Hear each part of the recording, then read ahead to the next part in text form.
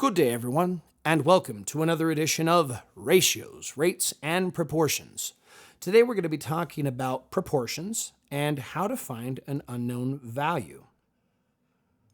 Now, remember, proportions are just two equivalent ratios, and so we can tackle this a few different ways. One thing I like to do is I like to ask myself, what do I need to do to that 7 to turn it into a 21?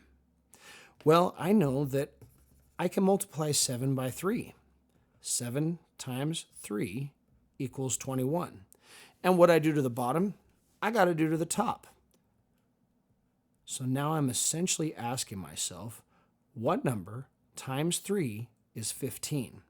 Well, I know that 5 times 3 is 15, and so that is my unknown value. Let's try another example. Once again, I'm going to ask myself, what do I need to do to this 8 to turn it into a 4? Well, because I'm going from a bigger number to a smaller number, looks like I need to divide. So 8 divided by what is 4? I know that 8 divided by 2 is 4. And what I do to the top, I also need to do to the bottom. So essentially, I'm asking myself, what number divided by 2 is 10? Well, I know that 20 divided by 2 is 10, so 20 is going to be my missing number. Let's do one more example like this. Once again, I'm asking myself, what do I need to do to this 9 to turn it into a 3? Well, I know that I need to divide 9 by 3 to get 3. And what I do to the bottom, I got to do to the top. And so I simply ask myself, what is 36 divided by 3? And 36 divided by 3 is 12. So my missing number is 12. Now, let's look at some story problems. Let's look at some dance tickets. So now we're looking at rates. We have 6 tickets, cost $18. If tickets cost the same amount each, how much would 15 tickets cost? So as you can see, I've set up a proportion. I've said that 6 tickets is going to cost me $18. And now I'm setting up this proportion to try and figure out how much 15 tickets is going to cost me. Now, we can use the strategy I did before, but it's very hard to find a nice clean number that you can multiply 6 by to get 15. It's not going to be a clean number. So there's actually a trick you can do. We can actually simplify this ratio, and it'll make it a lot easier to use. So if I divide the top by 6 and the bottom by 6, I get a much better looking ratio, because look, 6 divided by itself is going to be 1.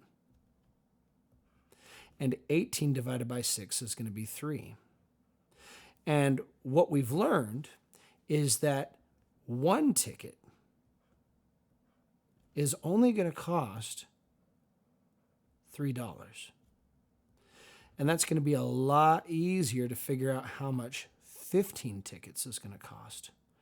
And usually, instead of a variable, when I'm looking at problems like this, I like to use an empty box.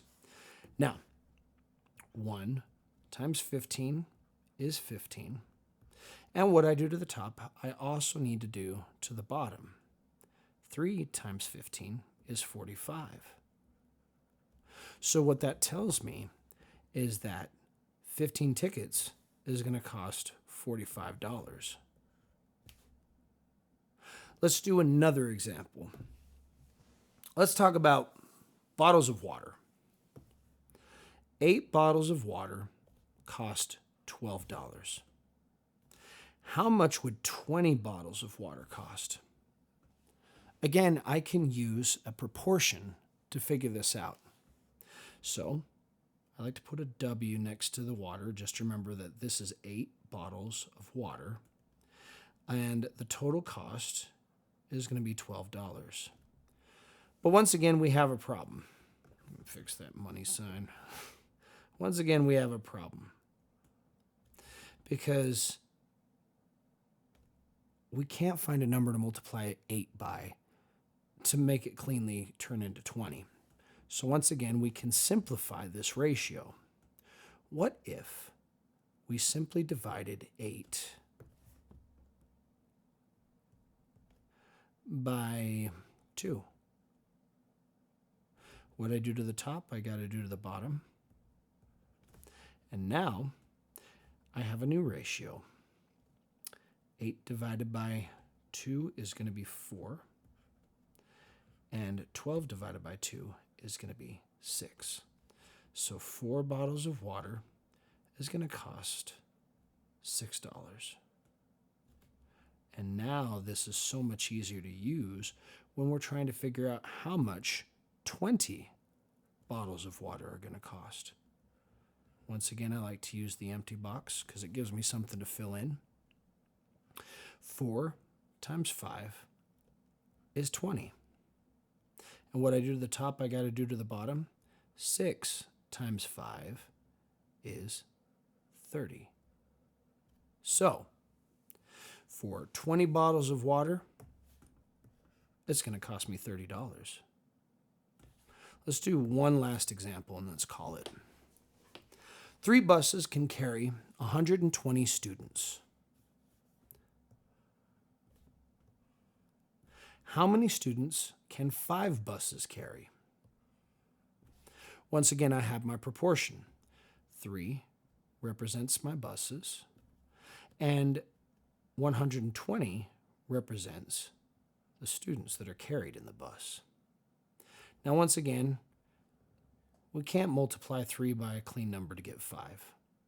So I can, once again, simplify the ratio by simply dividing the top by 3 and the bottom by 3. 3 divided by itself is going to be 1. I should say this is a rate. So 1 bus is able to carry 3 times less, so 120 divided by 3 is going to be 40. 1 bus can carry 40 students. And now that's going to make it a lot easier to figure out how many students can be carried in 5 buses. I simply multiply the top by 5 and the bottom by 5 to get my answer. And 40 times 5 is going to be 200. 200 kids can be carried, or 2 students can be carried in 5 buses. Anyways, I hope this was helpful to you. And we've done ratios, we've done rates, we've done proportions, we've solved for unknowns. Hope that was good, and best of luck to you.